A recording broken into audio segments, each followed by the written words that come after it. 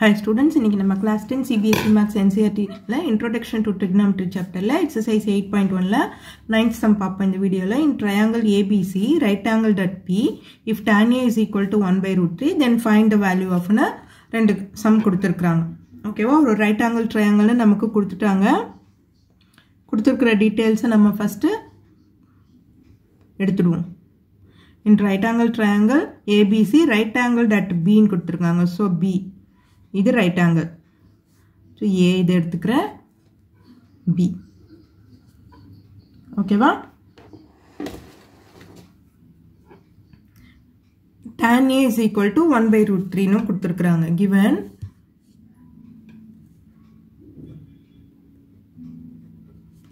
tan A is equal to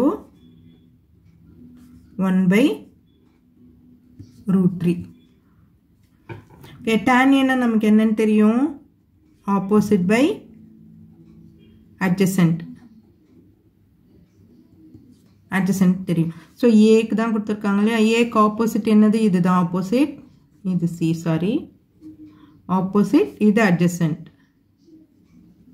So opposite எவ்வளவு? 1, இது root 3. So let us find out hypotenuse values நம்ம வந்து கண்டுபிடிக்கணும். இப்போ AC square is equal to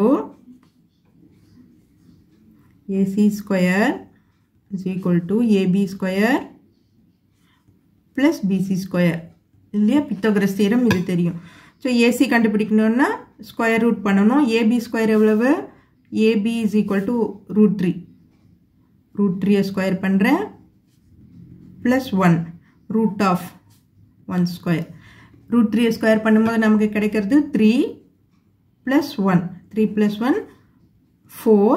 4க்கு root எடுத்தோம்னா 2. ஓகே, அப்போ ஏசியோட வேல்யூ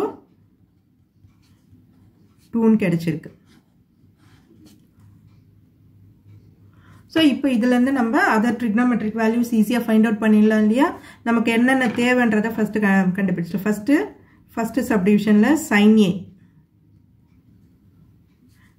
சைன் ஏனா என்ன வரும்? Opposite by hypotenuse. ஆப்போசிட் எவ்வளவு? 1 by 2. அடுத்தது cos A.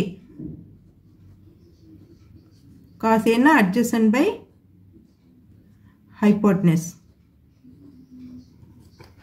adjacent by hypotenuse னா adjacent எவ்வளவு? root 3 by 2. ஓகேவா? cos A sin A. இதுக்கு அடுத்தது cos C sin C தெரியணும் நமக்கு. ஸோ sin C எவ்வளோன்னு கண்டுபிடிச்சிக்கலாம். sin C னா again opposite to hypotenuse. But இங்கே ஆங்கிள் வந்து C. இது C. C பேஸ் பண்ணி பண்ணும்போது இது ஆப்போசிட் ஆகும், இது adjacent ஆகும். ஓகே, இது மட்டும் தான் சேஞ்ச் ஆகும் நமக்கு. ஸோ ஆப்போசிட் எது இங்கே? Cக்கு ஆப்போசிட் root 3. அப்போ root 3 by 1. அதுக்கு அடுத்தது cos C. அதே மாதிரி adjacent by root 3 by 2 இல்லையா? ஹைப்போட்டனஸ் தானே நமக்கு தெரியணும். root 3 by 2. cos C பண்ணும்போது adjacent by hypotenuse. adjacent எவ்வளவு? 1 by 2. ஸோ இது வேல்யூஸ் நம்ம இதுதான் நமக்கு தேவைப்படுறது. இப்போ நம்ம சம்மில் அப்ளை பண்ணுவோம். ஃபர்ஸ்ட் சம் என்ன கொடுத்துருக்காங்க? LHS ஃபர்ஸ்ட் சம்மில் என்ன கொடுத்துருக்காங்க? Find the value of sin A cos C plus cos A sin C. இதை நம்ம கண்டுபிடிக்கணும் இல்லையா? இப்போ sin A ஓட value 1 by 2 cos C into 1 by 2 plus cos A. cos A ஓட வேல்யூ root 3 by 2. அடுத்தது sin C ஓட value root 3 by 2 into root 3 by 2. Okay, இதோட வேல்யூ அப்போ என்ன வரும்? 1 by 4 plus root 3 into root 3 3 வரும் by 4. அப்போ 3 plus 1 4 by 4 is equal to 1. So இதோட value is equal to 1. Sin A cos C plus cos A sin C is equal to 1. So, இந்த value நம்ம கண்டுபிடிச்சாச்சு. அடுத்த சப்டிவிஷனுக்கு போவோமா? அடுத்த சப்டிவிஷன் என்ன கொடுத்திருக்காங்க? Second subdivision cos A cos C cos A cos C minus sin A sin C is equal to cos A value root 3 by 2 into cos C oda value 1 by 2 minus sin A oda value 1 by 2 sin C oda value into root 3 by 2.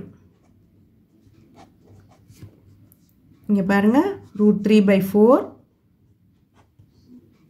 minus இங்கேயும் root 3 by 4 is equal to 0 plus root 3 by 4 minus root 3 by 4 cancel ஆயிடுச்சுன்னா 0. So இதோட value is cos A cos C minus sin A sin C is equal to 0. So இதோட value நம்ம கண்டுபிடிச்சாச்சு. Okay students, இந்த video உங்களுக்கு யூஸ்ஃபுல்லாக இருந்ததுன்னா subscribe பண்ணுங்கள். மறக்காமல் உங்கள் ஃப்ரெண்ட்ஸோட ஷேர் பண்ணிவிட்டு பாருங்கள் ஸ்டூடெண்ட்ஸ். தேங்க்யூ.